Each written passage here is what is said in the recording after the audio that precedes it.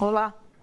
Medicalização. Essa palavra está tão em uso quanto a Ritalina, a chamada droga da obediência ou pílula do conhecimento, como se preferir. O Brasil é o segundo país do mundo no consumo dessa droga que vem sendo ministrada a crianças e adolescentes. O mundo nunca esteve tão agitado e exigente. E é nesse planeta em ebulição que todos andam em busca da criança ideal, obediente, concentrada e disciplinada. Como se carinho, atenção e afeto pudessem caber numa pílula. Nunca houve tanto diagnóstico de transtorno de déficit de atenção e hiperatividade, o chamado TDAH. Psiquiatras, psicólogos, neurologistas, pedagogos debatem se não está havendo a tal medicalização, que é a apropriação pela medicina do nosso modo de vida, é a conversão de questões sociais e humanas em biológicas. A medicalização infantil é o tema do Bom para Todos, que começa agora. Criança sem limite, essa criança que não ouve um não, que tem uma dificuldade de se adequar no ambiente, de seguir regras, não é deficiência de aprendizagem, é só falta de limites. E ela começou a ficar muito quieta, ia para o quarto, eu comecei a achar estranho isso. Nosso convidado de hoje é o pediatra e psiquiatra Dr. Wagner Hanna. Ele é também especialista em psicoterapia conjunta pais-bebês e professor do curso de psicossomática psicanalítica do Instituto Sede Sapiens. Tudo bem, professor? Tudo bem. Boa tarde. Obrigada pela sua presença. Eu que agradeço. Ritalina, Concerta, Venvance são remédios vendidos na internet. Muitos pais compram e dão para os filhos, mesmo sem diagnóstico médico, que comprove que as crianças têm, de fato, um problema de déficit de atenção. O consumo da tal pílula do conhecimento virou moda e aumentou assustadoramente no país. O Brasil é o segundo maior consumidor do mundo de cloreto de metilfenidato, substância utilizada como remédio para tratar crianças com transtornos de déficit de atenção com ou sem hiperatividade. O nome comercial do produto varia: Ritalina, Concerta e Venvance.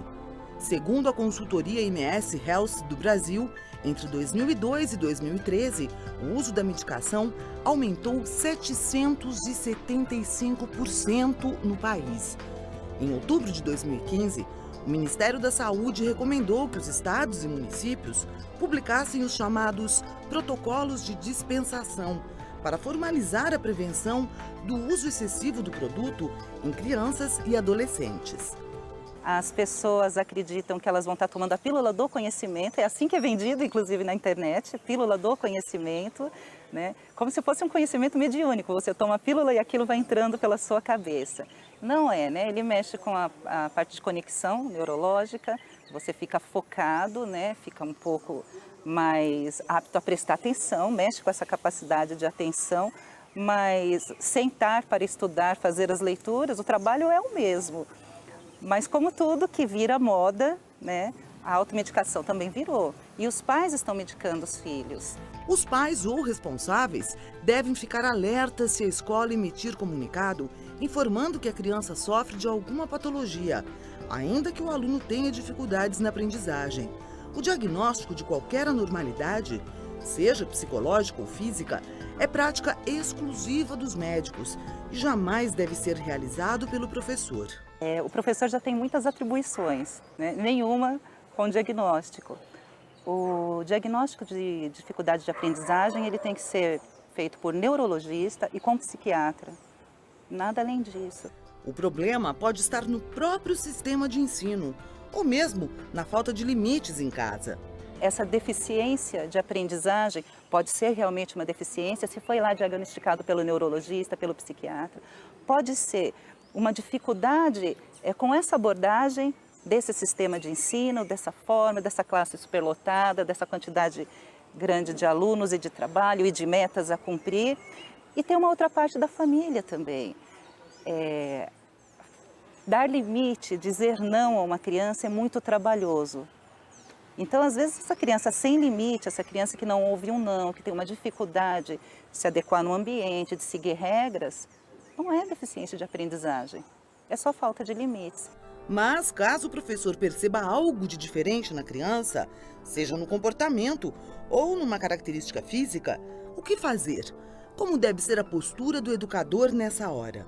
Se ele nota algo, ele avisa a família, né, para que a família vá buscar, né, um atendimento, né, e traga um relatório, até para que a gente saiba se essa criança entra em alguma cota de inclusão, que tipo de trabalho, se ela não ouve bem, se ela não enxerga bem, se ela não está...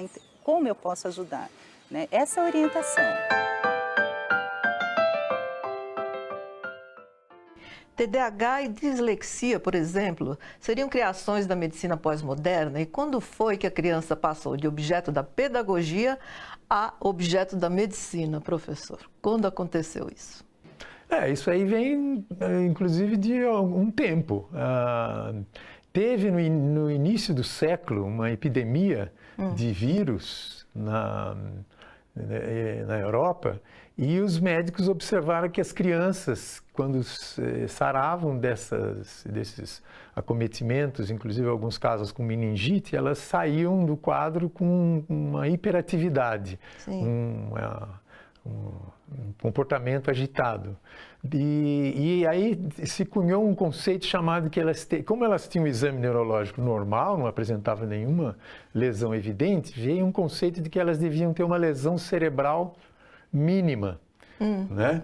E aí se vai buscar substrato, bases anatômicas de todo o desenvolvimento de imagem e de exames neurológicos que foram feitos, não evidenciaram isso. Sim. Aí eles mudaram para disfunção cerebral, disfunção, não era mais lesão, disfunção cerebral mínima, né, que nós costumamos chamar de confusão neurológica máxima, e tentando se achar um mínimo de alteração no funcionamento cerebral da criança para justificar uma alteração de comportamento. Paralelamente, vai se desenvolvendo ao longo do século XX o conceito de que uma criança sozinha e com o seu cérebro e seu corpo, ela não existe, ela vive em relação, ela vive na relação com o outro, com a família e com a cultura. Então, nós não poderíamos reduzir o sofrimento da criança a uma questão cerebral, né? Sim. Mas com a entrada das neurociências, eles transformaram esse conceito num nome que chama transtorno ou déficit de atenção e hiperatividade. E a partir daí foi chamado. Na realidade, é um nome. Sim. É um nome com um conjunto de sinais e sintomas. E primeiro colocaram o nome da doença, os sintomas, para depois ver se ela existia, ou se ela tem um substrato anatômico. Geralmente as doenças, existe o vírus da febre amarela, como nós estamos agora preocupados com ele, e ele causa uma doença, tá certo? A febre amarela. Sim. Mas a doença, transtorno de déficit de atenção e hiperatividade, nem a doença, é transtorno, né? Ela primeiro foi inventado um conjunto de sintomas vamos buscar as causas em que elas se encaixam. Então, uma série de crianças se encaixam, independente do que seja, do que está acontecendo a essa criança. É como se e a gente chama isso de um diagnóstico classificatório, né? É como se você entrar na feira e dividir entre os que são banana, laranja. Então, a TDAH é um nome que você busca quem se identifica a esse nome, quem se encaixa nesse nome. A Liliana Santos, do Rio Grande do Sul, pergunta pelas redes sociais se as indústrias de remédios estão por trás dessa medicação imediata. Existe. A gente sabe que um dado interessante é que na década de 90, das 10 primeiras indústrias mais importantes do mundo, que a gente podia dizer que teria o Google, né, a Coca-Cola, das 10 primeiras mais ricas do mundo, não existia nenhuma indústria farmacêutica. Quando nós entramos no século XXI, das 10 indústrias tops do mundo, já temos 4 ou 5 indústrias farmacêuticas. E muitas pesquisas e muitos críticos têm publicado livros mostrando que é a cultura da invenção de uma doença para poder se vender um remédio. Existia um remédio, inventa-se uma doença para vender esse remédio. E não tem uma doença e se descobre um remédio para cuidar da doença. Pesquisa o remédio para essa cura. Parece que o remédio vem antes. E a vontade de se vender o remédio. O que se sabe é que existe realmente uma inflação na venda de medicamentos no mundo inteiro, e não só a Ritalina, mas todos os medicamentos. Profundamente assustador, né? Você não acha? Sim, porque eu acho que tem uma inversão do modo de se pensar, né? Existe, inclusive... O lucro vem em primeiro lugar. Antes da questão da saúde, vem o lucro. Sim, eu tenho uma posição, como fazendo parte da diretoria da ABB, que é a Associação Brasileira para Estudos sobre o Bebê, e a gente discutiu numa reunião recente a publicação de uma crônica, um artigo, da Sociedade Mundial sobre a Infância da Criança, sobre a saúde mental infantil, Sociedade Mundial, onde se coloca de maneira claramente contra essa ideia de se você fazer um catálogo com sinais e sintomas e classificando o sofrimento psíquico da criança e determinando um determinado remédio para poder resolver esse problema. Então o pacote já vem pronto, é só encaixar a criança nisso. A sociedade, que tem representantes de pessoas da saúde mental infantil do mundo inteiro, se colocou de maneira veemente contra, principalmente com a criança. E eles queriam fazer isso com crianças com menos de 3 anos. A gente tem colocado claramente que a criança pequena, abaixo dos 5 anos, não há possibilidade de se fazer diagnósticos. A gente tem que reconhecer um sofrimento psíquico e um problema. E, a partir da criança e do seu ambiente, do seu território, estabelecer um projeto terapêutico, onde a medicação pode ou não fazer parte. Sim. Mas não sair de um processo inverso, onde você tem uma medicação, inventa-se uma doença para poder esse remédio ser consumido. Em que momento o problema deixa de ser problema e vira transtorno?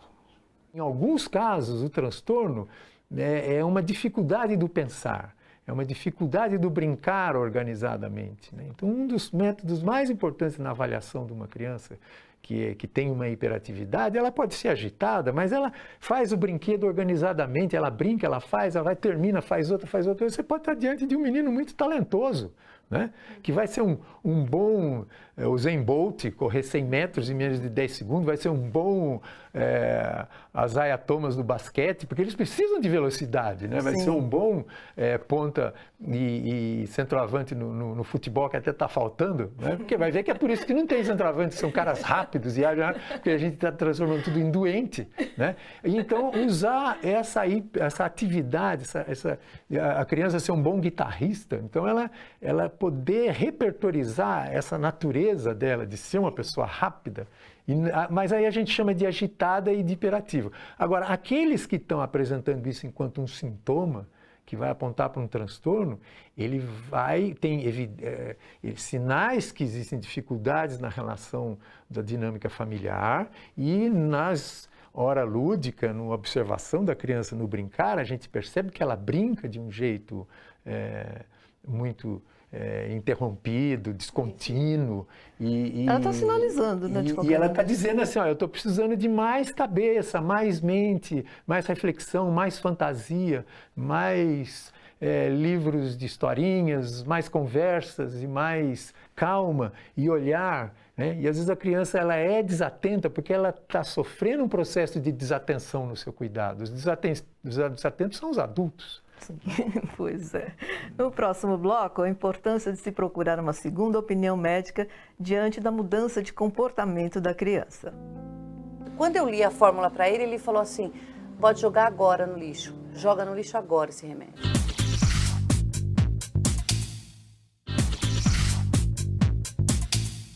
Toda mãe percebe quando há mudança de comportamento nos filhos, mas nem sempre consegue diagnosticar o motivo. Às vezes, nem mesmo um único médico. Uma segunda opinião pode ser definitiva para se evitar a medicação desnecessária. Quando a filha de Dona Iris tinha 8 anos, a então professora de educação infantil notou um comportamento estranho na menina. Ela é muito serelepe, ela é bagunceira, ela gosta de conversar, ela é muito faladeira. E ela começou a ficar muito quieta, ia para o quarto, eu comecei a achar estranho isso. O médico fez um exame clínico, conversou um pouquinho com ela e me deu uma fórmula para ela tomar. Nos primeiros dias eu comecei a achar, acho que era no segundo dia, ela mais diferente ainda. Aí ela chorava, no mesmo dia ela chorava, ria e ela estava apresentando um comportamento estranho. Ao perceber que a medicação deixava a filha ainda mais instável emocionalmente, Dona Iris procurou a avaliação de outro médico psiquiatra e foi aí que veio a surpresa. E o médico, no meio da conversa, ele me falou, então pega lá o remédio e lê para mim a fórmula do remédio. E eu li, porque o remédio era manipulado. Eu li a fórmula. Quando eu li a fórmula para ele, ele falou assim, pode jogar agora no lixo. Joga no lixo agora esse remédio. E foi o que eu fiz. Eu peguei o remédio e joguei no nada do lixo. Foram necessárias cerca de 5 sessões até a conclusão final sobre o que realmente estava acontecendo. O diagnóstico é que ela não tinha nada. Ela não tinha. Ela estava apresentando uma, assim, não seria uma depressão, uma tristeza. Ela estava apresentando isso porque ela estava com ciúmes do irmão, que tinha nascido, que era novinho, e acho que eu dava mais atenção para ele. Eu acho que a mensagem que fica é que a gente sempre tem que procurar uma segunda ou uma terceira opinião, porque não é todas as crianças ou todas as pessoas que precisam tomar medicamento. Eu acho que a gente tem que fazer uma análise mais profunda, não é passar só no consultório, fazer uma pesquisa de 15 minutos e pronto, já dá um remédio. No caso de uma criança, né, que ela muda o seu comportamento, eu acho que é até bom a gente avisar os pais, assim, de uma forma bem clara, que levar as crianças a um profissional que vê a criança em 15 minutos, mesmo que seja meia hora, e dá um remédio, eu acho que isso está errado. Eu faço 40 anos que eu sou professor e já tenho formado muitos alunos nessa área do cuidado com a criança. Se um aluno fizer isso no meu curso, ele vai ser reprovado. Por quê? A gente não consegue avaliar uma criança sem pelo menos 6 momentos de entrevista. Você tem que conversar com a criança, conversar com os pais, conversar com a escola, observar essa criança num momento de brinquedo, olhar os desenhos da criança e compartilhar com os profissionais que viram a criança. Eventualmente o médico, o psiquiatra, o neurologista, o fonoaudiólogo, o psicólogo, que eventualmente tiver visto também, e os profissionais. E, além disso, ainda é o que eu chamo assim, de um diagnóstico estrutural, onde se estuda e se pensa não só no diagnóstico da doença, mas pensa em quem é essa criança, o que é que ele está tendo, por que ele está assim. E depois eu chamo de um diagnóstico longitudinal, que em menos de 6 meses de segmento você não sabe se aquela criança tem alguma coisa ou alguma interferência muito simples, vai resolver. Sabe que esse exemplo era que 90% dos casos que a gente vivia lá no meu trabalho nos ambulatórios de atendimento, nas estruturas lá de saúde da família. As crianças chegavam com um sintoma e a gente ia tentando entendendo, daqui a pouco, nasceu um irmãozinho, será que é por isso? E aí começava a observar a criança sobre essa perspectiva, daqui a pouco a criança melhorava, antes de chegar na 6ª avaliação, ela já estava bem. Agora, aqueles que passavam por todo esse processo e continuavam hiperativo, e eles, geralmente, o que apresentavam era algo muito mais, às vezes, sério do que esse suposto TDAHzinho aí que eles pensam. Estava tendo algum problema da dinâmica familiar, ou os ciúmes dessa criança, o processo depressivo por ter perdido o lugar de primogênito e ter que dividir a mãe e os pais como irmãozinho menor, pode ser uma causa de um grande sofrimento. Porque as crianças, por exemplo, hoje em dia é só TDAH, né? Tem que lembrar que elas têm depressão, que elas têm tristezas, que elas têm raivas, que elas têm medo, né? E que elas têm mesmo possibilidade de ter algum transtorno, algum problema, mas que precisa ser visto a partir de um olhar para a criança, né? Para a infância, para aquela criança e a sua vida. Crianças espertas e bem informadas em escolas da moda antiga. É o que entende um pai de um menino hiperativo. Que, na verdade, as escolas estão despreparadas para as crianças de hoje. Porque você vê hoje as crianças têm muito mais informações do que antigamente. Porque as crianças têm acesso a tablet, a celular, internet, jogos que deixam elas muito hiperativas, entendeu? Mas aí eu passei lá no CAPES e ela falou que ele era uma criança normal. Né? Bagunceiro sim, porém sem problemas. Aí ainda me pegaram no pé e fizeram com que eu passasse com ele até para fazer um exame na cabeça dele. É assustador. Sim. O pai, quer dizer, na sensibilidade ele percebeu, ele entendeu ali o filho dele perfeitamente, não é? Não, esse pai, ele coloca uma coisa ótima, que também dá a oportunidade de a gente falar uma coisa muito importante, que a gente tem trabalhado muito na área da saúde mental em geral, e principalmente com crianças, que é a chamada intoxicação digital. As crianças ficam muito horas e horas diante do videogame, Sim, né? sim. E o videogame, a maior parte deles é videogame de luta, Sim. que tem Tiro, morte, sangue. porrada, facada, e eles têm que ser rápidos.